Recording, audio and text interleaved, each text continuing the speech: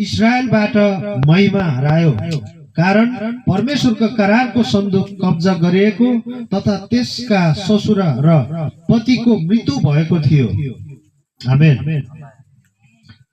इकाबोद इस्राएलबाट महिमा हरायो, कारण यहाँनिर एलीको बुहारीले छोरा जन्म्यो। छोरा जन्मिसकेपछि अनि बुहारीले एलीको बुहारीले छोराको नाम राख्छ इकाबोद।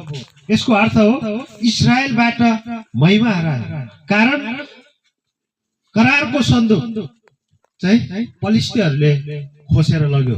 त्यहाँ 30,000 सेनाहरूलाई मार्यो पलिस्तीहरूले।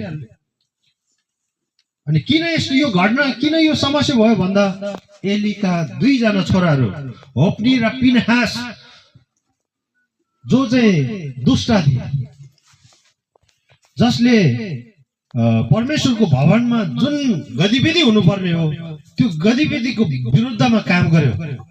परमप्रभुको भवनमा पुजारीहरूले उनीहरू 2 जनाको बुवा एलीले जुन पुजारीको भूमिका खेलिरहेको थियो, त्यसमा बीचमा उनीहरूले अहिलेको भाषामा भन्नुपर्दा भ्रष्टाचार हुन सक्छ हैन, अनि भ्रष्टाचार भनौँ न हैन, त्यो किसिमको त्यहाँनिर पुजारीले जुन कार्यहरू गरिरहेको थियो त्यसको विरुद्धमा, परमेश्वरको महिमा जसरी हुनु पर्ने थियो त्यसको विरुद्धमा चाहिँ दुष्ट कामहरू त्यहाँ भइरहेको थियो।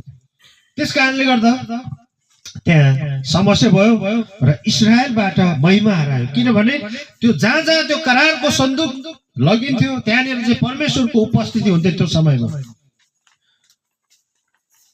त्यो करारको सन्दुक चाहिँ अब कसको हातमा गयो? पलिस्तीहरूको हातमा गयो।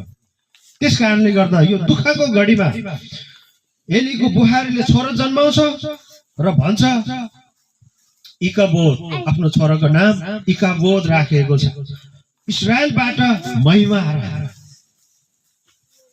जब यो करारको सन्दुक त्यहाँबाट पलिस्तीहरूले खोसेर लान्छ, लगेर दागोनको मूर्तिको छेउमा लगेर त्यो करारको सन्दुक राख्छ।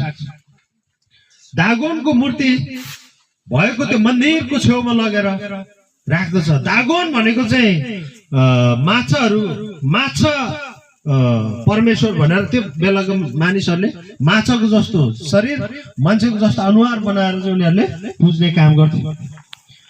अनि त्यो पलिस्तीहरूले लगेर कहाँ राख्यो? करारको सन्दुक, परमेश्वरको उपस्थिति कहाँ लगेर राख्यो? दागोनको मन्दिरमा, दागोनको मूर्ति अगाडि लगेर राख्यो।